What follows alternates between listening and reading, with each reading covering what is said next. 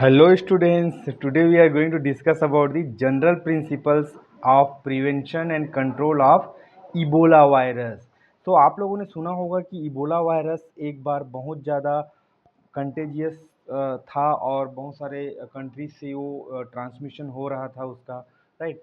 तो इसका प्रिवेंशन और कंट्रोल किस तरह से किया जाना चाहिए और उससे पहले कि इबोला वायरस होता क्या है, बेसिकली हम उसी पे चर्चा करने वाले हैं।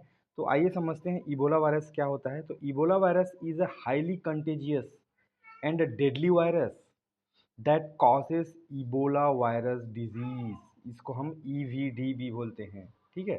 A severe haemorrhagic fever in human and also in animals. It spreads through direct contact with the infected body fluid and has a high fatality rate, right. तो ये कंटेजियस डेडली वायरस है, मतलब फैलने वाला वायरस है, ठीक है। इससे जो बीमारी होती है उसका नाम है इबोला वायरस डिजीज़ बोलते हैं, ईवीडी, है ना। इसमें बहुत तेज़ी से बुखार आती है इंसानों में भी और जानवरों में भी, है ना। ये कैसे फैलता है? Direct contact with the infected body fluid, जैसे भी मतलब जो भी मतलब आपका कफिंग एंड स्नीजिंग से जो बॉडी फ्लूइड या फिर इट में भी यूरिन और एनी अदर डिस्चार्ज, है ना। तो उससे होता है और इसकी जो हाई फैटेलिटी रेट है, इसमें मृत्यु दर जो है बहुत ज़्यादा होती है, इसलिए ये बहुत डेडली वायरस का नाम इसको दिया गया है। तो ये होता है इबोला वायरस। इसका प्रिवेंशन कैसे किया जाना चाहिए? जब हम प्रिवेंशन की बात करते हैं तो पहला पॉइंट आता है अवॉइड कांटेक्ट। जैसे कि हम ऊपर डेफिनेशन में देख चुके हैं, डायरेक्ट कांटेक्ट से होता है, तो पहले तो कांटेक्ट से हमको दूर रहना होगा। हेल्थ केयर वर्कर्स खासकर and other should use protective gear like gloves and mask. जब कभी भी हेल्थ केयर वर्कर्स में भी nurse, ward boy, physicians, pharmacist, because they will be contact with the patients directly, तो उनको ये प्रिकॉशनरी मेजर्स लेना चाहिए। और अदर्स भी जो जिनको मतलब जो उनके कांटेक्ट में आते हैं, may B family friends and other, right. तो ये चीज़ हमको देखना होगा। दूसरा गुड हाइजीन, ऑब्वियसली हर बीमारी के लिए ये यूज़फुल है। Regular hand wash with soap and sanitizers, क्योंकि हम जानते हैं कि ये जो बॉडी डिस्चार्ज है, मतलब बॉडी फ्लूइड है, उससे फैल रहा है। तो हम डेफिनेटली जो first zone of contact is hand, है ना। हम हाथ से कहीं ना कहीं छूते रहते हैं, may be table, chairs, grills और somewhere where that body fluid may be in the droplets may be settle down, है ना। तो वहाँ से हमारे टच में आएगा। तो हम रेगुलर हैंड वॉश करेंगे सोप से या सैनिटाइजर से। जैसे कि हम जानते हैं कोरोना के टाइम में हमने देखा है कि जब कभी भी इन चीज़ों से हैंड वॉश किया जाता है तो दैट वायरस और दैट माइक्रोब्स में बी डाइंग और में बी इनएक्टिवेट कंडीशन, ठीक है। Safe practice, trend teams should handle diseased bodies. अब क्या होता है कि जो भी जो शरीर मतलब इस वायरस से इन्फेक्टेड है, उनको मतलब अच्छे से हैंडल करना बहुत ज़रूरी है, क्योंकि वहाँ पे मतलब उनके हर डिस्चार्ज में, हर बॉडी फ्लूइड में वो वायरस मौजूद है, ठीक है। तो trained teams should be there to handle this, right. वो जो भी मतलब nurse, ward boy and other health professionals, they are dealing with the body, they should handle it properly. उसके बाद है बश मीट, ठीक है। Avoid eating wild animals such as bats, monkeys. अब ये चीज़ें भी लोग खा रहे हैं, है ना। जैसे कि हम देख चुके हैं, specially few countries are very famous to eat this kind of animals, है ना, विच में कैरी दिस वायरस। तो इबोला वायरस हो सकता है, ठीक है। तो ये एनिमल्स, तो इसको हमको देखना होगा कि we should avoid this eating this bush meat, ठीक है। उसके बाद vaccination is very important. If the एक एक वैक्सीन है इर्बिवो, है ना। Ervebo vaccine is used in high risk area. तो ये वैक्सीनेशन अगर हो जाता है तो हम काफ़ी हद तक इसको प्रिवेंट करने में कामयाब हो सकते हैं।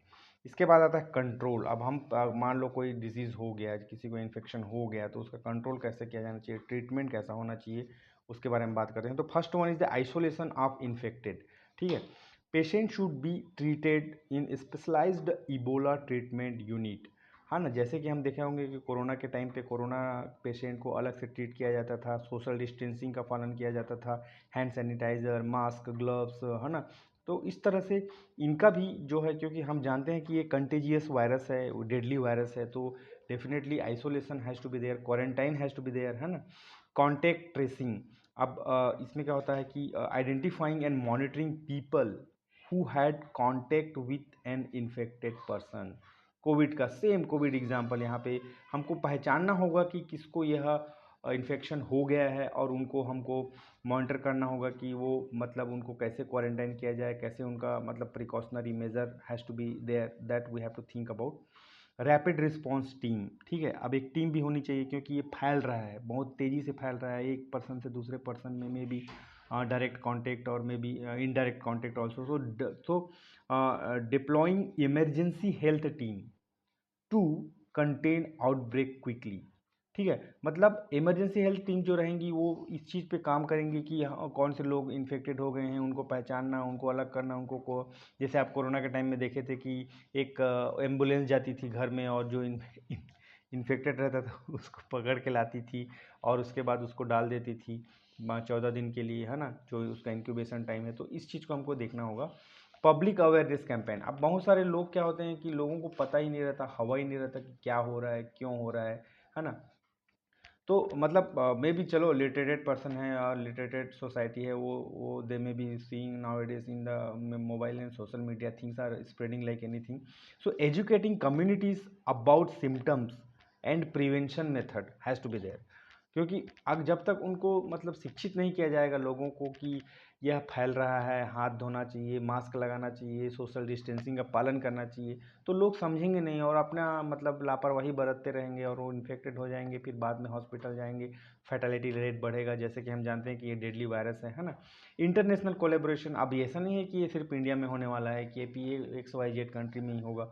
इट में spread because travelling is there, international travelling is going on day night, है ना। तो WHO, CDC working together to control outbreaks in affected reason.